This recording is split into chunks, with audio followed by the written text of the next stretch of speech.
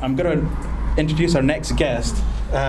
He's known as a blue chip strategist.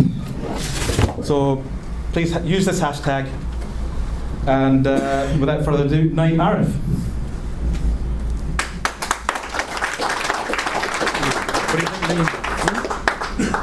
That's really good, thank you very much. I'm also known as a lot of other things at home as well, but we won't talk about that. Just quickly switch these over. So, as Khalid said, my name is Naeem. I run a company called NA Consulting. We're a small, niche management consulting practice based out of Birmingham, but we've got clients all over the country, and my favourite clients work out in Abu Dhabi. Can everyone hear us back? Can you hear us speaking? Can you hear me now? Oh, is it on? No, it's not on. It's on now. So my favourite clients are out in Abu Dhabi because I get to go and visit them, and it's the best part of the place to go, best part of the world to go, I believe.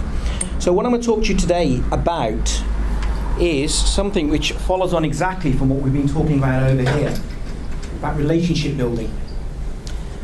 So the content, the topic of the slide deck is the 3 key relationships you as business owners, as entrepreneurs, need to think about more, manage better, in order to get a competitive advantage. So just to get a feel of who's in the room, business owners, that's most people, that's good, that's the right answer. Entrepreneurs, just checking. So we're going to talk about the different things that you need to think about. We're going to focus on 3 key areas because these are key to everyone.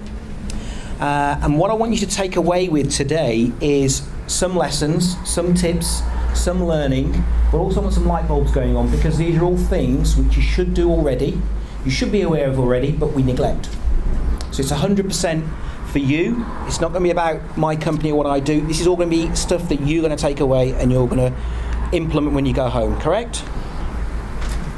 Everyone's smiling, good.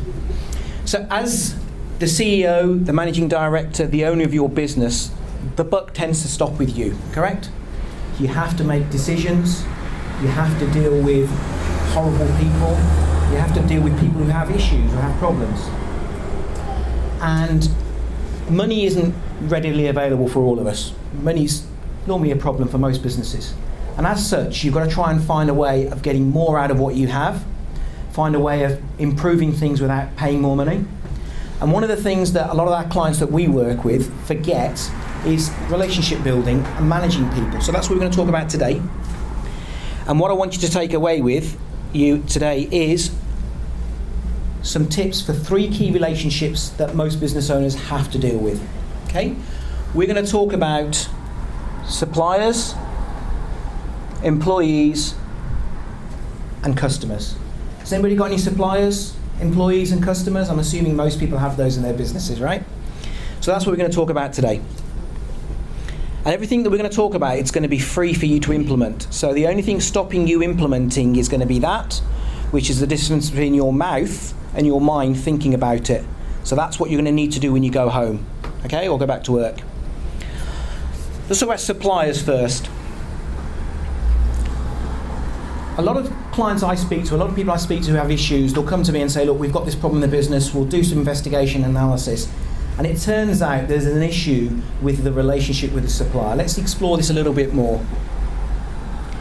Most people forget to treat their suppliers as partners and collaborators. Why is that supplier in business? Well, that supplier's in business like you to make money. And yet what people think, is that gone off there? Right. What people think is they think that supplier's there to serve me. That supplier's there to serve you, correct, but that supplier is also there to make money. So what you need to start thinking about is how we can do business with them and keep it interesting for them as well. So first of all, when you select a supplier, do you go down a simple process of picking a supplier that adds value to you? If your company is interested in value for money, high quality, great service, do you think about that when you select your supplier? Do you ask that question, or do you just go out and find the cheapest possible supplier who's available, or the closest supplier? How do you manage that relationship? How do you think about that? Because if your supplier doesn't share the same values and beliefs that you do, when they let you down, they break down an important part of your process. When they're not open at 5:30 on an evening to take your call because your customer's complaining about something, they're letting down your business. So do you speak to your suppliers like that? Do you understand how they value business with you? A lot of people don't. A lot of people go to the first and the nearest and the cheapest supplier they can find. And what that will do is the important part of their process will fall over when that supplier lets them down. So pick suppliers who have the same values and beliefs as yourself. And what about suppliers who are really innovative? What about suppliers who are really at the forefront of technology? Where do you go and look? Do you actually evaluate what their capabilities are? Do you think about, well, these guys have been in business for 3 months, these guys have been in business for 30 years. Do you think about that? Or again, do you yourself go down the price route? Lots of people I speak to have problems because their suppliers let them down, and also their suppliers don't share the same values as they do. If I was a technology firm and I was trying to show to my customers that I'm at the forefront of technology, I'm using good technology. If I suddenly turn up, I don't want to badmouth any suppliers, I suddenly turn up with a £99 laptop which keeps letting me down, what image is that going to give to you as a technology supplier myself? It's not going to give you that same image. And do you link everything to the same supplier? You only deal with one supplier. Do you put all your risk in that one supplier? Someone like McDonald's, who trade globally, don't buy all their meat from the same person. In different countries, they use different suppliers. And in different regions of countries, they use different suppliers. And by de-risking all their eggs into one basket with one supplier, they're managing that part of the relationship themselves. And what they're doing is they're setting themselves up to meet different customer requirements by taking the time to set up different supplier relationships. And the world is smaller today. The world is a lot smaller today than it was. We now trade in the global village. This is a term everybody uses. And what does that mean? That means that it's able to order something today online and have it delivered tomorrow, have it delivered the next day. What kind of service do you have? What kind of service do your suppliers provide you? Amazon do this quite successfully and have built up a massive business in this, using supplier networks that allow them to meet that promise. When you order something from Amazon, what are you expecting? You're expecting something at a decent price or the cheapest price? Probably the decent price is where our mind is. But you're expecting it to be delivered tomorrow without any fuss. Now, someone from Amazon, based in Seattle, doesn't come and deliver that to you, do they? They use their supplier network. So Amazon have extended that process. How do you guys think about that? Do you think about that, and do you understand that? Because that's their great competitive advantage, isn't it? That's why Amazon are probably going to beat so many other people in the market, because they are able to deliver and fulfill on that promise.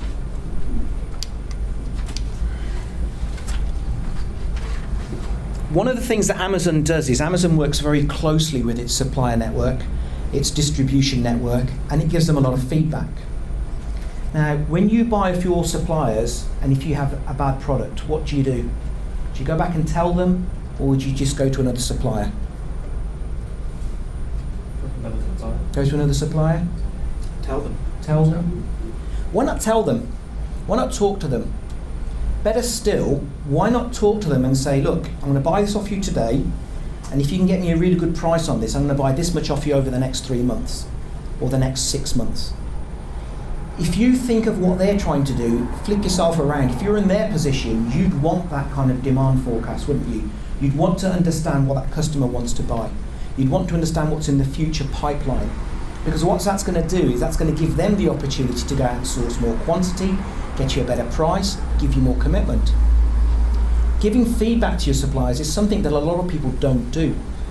They'll just say, supplier's crap, I'm going to go somewhere else. I'm going to deal with somebody else. I'm going to work with somebody else. Let's turn that off. Yeah, Aaron. Someone's not paying the Wi-Fi bill. Check supply branch. Now, who buys furniture from IKEA?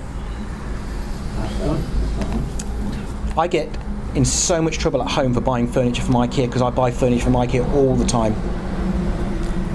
IKEA's business is built on this. Okay, IKEA is strong because what they do is they go out and source suppliers, manufacturers in lots of different countries, in China, in Poland, in Italy, all over the place.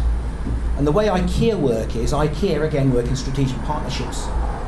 They'll go to a manufacturer and say, show me what you're going to sell me. The manufacturer says, I've got these 6 or 7 products. Now they don't just say, I'll have 1 and 2, now go away. They'll work with them and say, these ones are quite good, we like what you're doing, you need to tweak it here, you need to get it cheaper, you need to get it stronger. IKEA's entire business model is built on its suppliers, on its manufacturers. And again, if IKEA just looked at that one manufacturer and said, you're rubbish, we're not going to deal with you, moved on, they've lost an opportunity there. But what they do is they invest in that process, they invest in that relationship, and now IKEA has, I don't think there's anybody else in the world who can compete with IKEA in terms of its furniture delivery, furniture sales over the globe.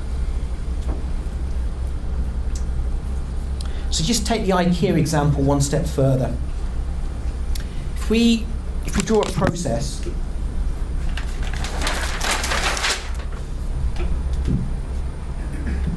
we draw a process chain where we've got raw materials, we've got a production process, and then we've got a sales process. My writing is just as bad as everyone else's. So 4 years ago, I was out working with a manufacturer in Cambridge who had already made a decision to outsource some of their process. And we call this integration, call this horizontal integration. What they decided is the manufacturing process they took part in, they purchased some raw material, they then split the production into 2 processes. There was a pre-production process where they sourced and quantified and qualified the different grade materials, and then they did some drilling. They then shipped them off out of that factory to one of 3 other factories where different components were being manufactured. Now what they decided is, they decided, you know what, we're not making a lot of money over here. This is a headache. We're having to hold stock here, we're having to hold inventory here, and we're having to hold stock and inventory over here.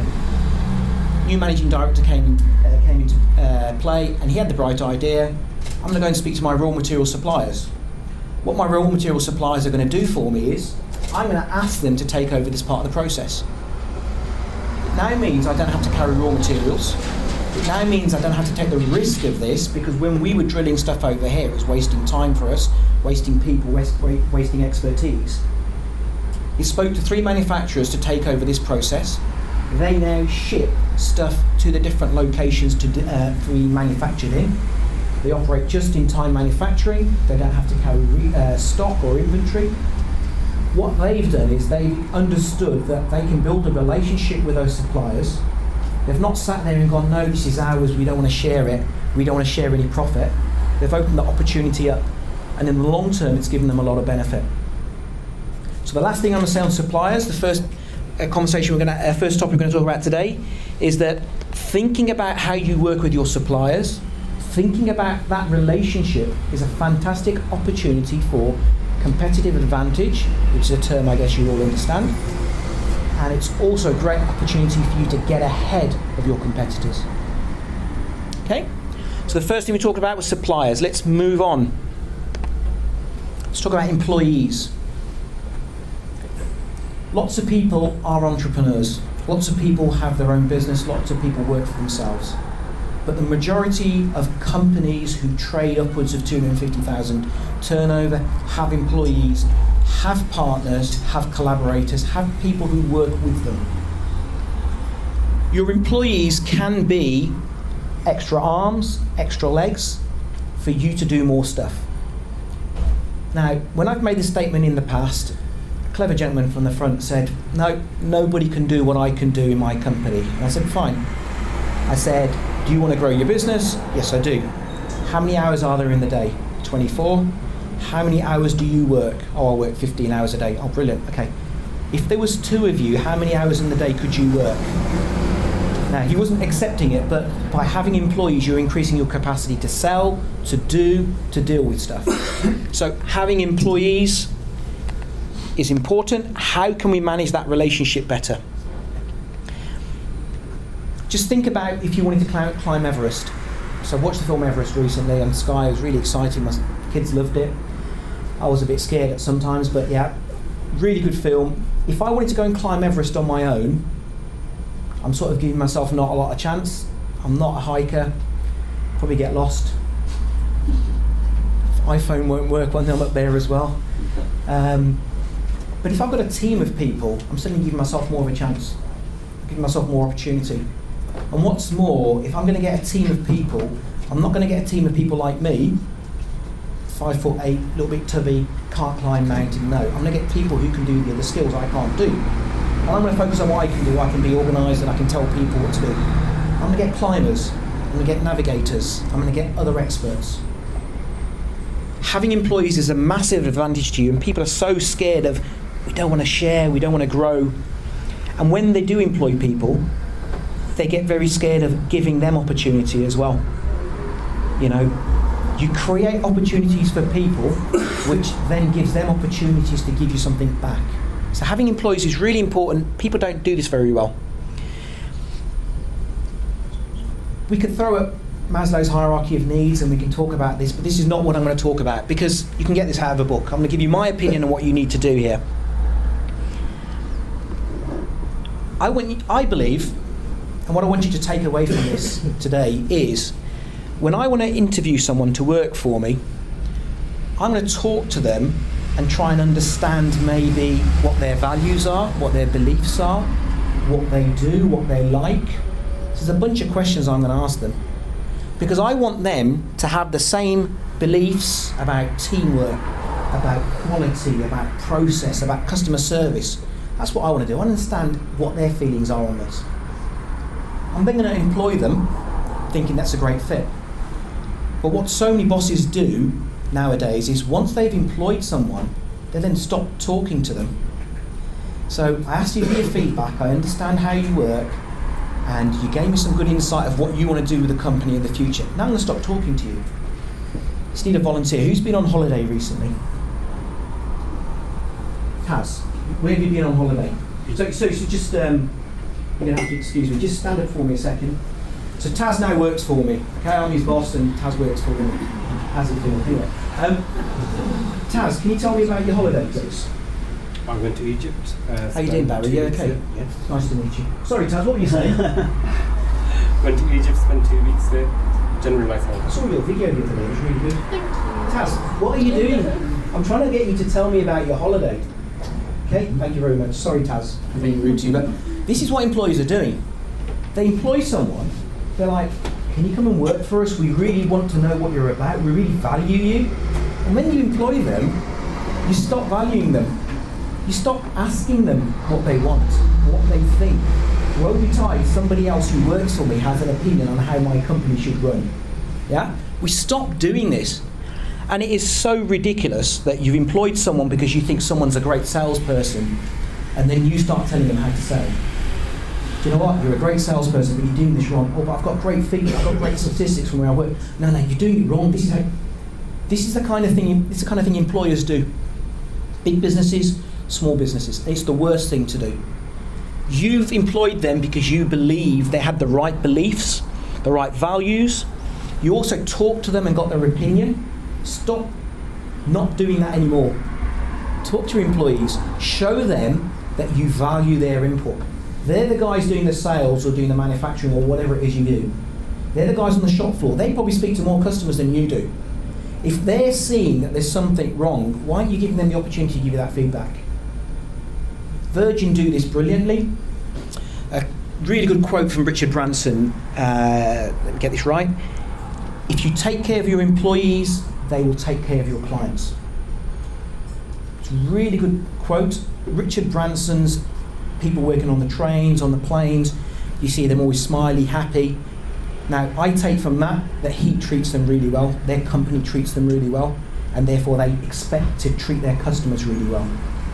And yet, if you treat your employees badly, they're probably walking around thinking, God, I've got to work tonight, and my boss isn't letting me have the time off, or what am I doing in this dead-end job? I've got to go somewhere else. Value your employees. Give them the opportunity to show that you believe in what they do.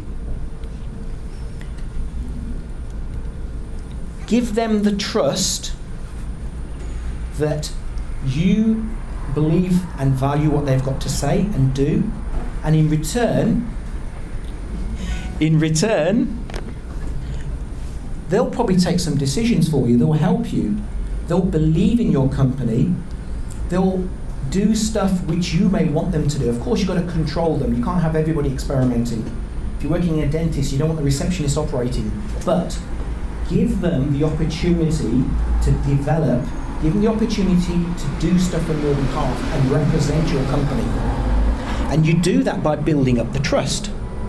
You do that by letting them understand that you've got confidence in them. And one of the things you're going to do is you're going to show them you've got confidence by actually asking them their opinion. Asking them, what do you think here? There's a problem in the company somewhere, you get a team together, you don't start the meeting off by going, right, this is what we should do, guys. Because you don't know, or you probably don't know firsthand what's going on. The first thing you should be doing is saying, guys, what's your feedback? What do you think's happening out there? Ask them. You can still make a decision, but give them the chance to show what they understand and don't overrule them.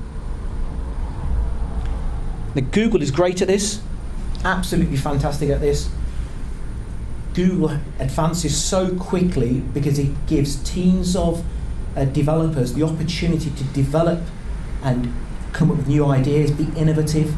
The whole mindset for Google is different to a lot of other companies. And again, if you're a dentist, it doesn't necessarily work. But trust your employees, give them the opportunity to repay that trust. Empower them to do some work which allows you to then focus on your strengths, which is probably running your business. Okay? David Ogilvy, very famous copyright, very famous marketer from the 60s, I'd say, because the black and white was the book, his black and white photos was the book I read. Hire people who are better than you and then leave them to get on with it. Okay? And just my thoughts on this, if I was going into a business teaching horse riding, I don't like horses, I would hire people to do that. I wouldn't worry about plugging all my personal gaps, because the amount of time it's going to take me to learn how to ride a horse, I could get someone in to do that and I can focus on something else. So just because you've got a gap in your business, don't think you can go and train yourself up. There's opportunities for you to get people in to do that. You've got to be able to trust those people to do that job for you.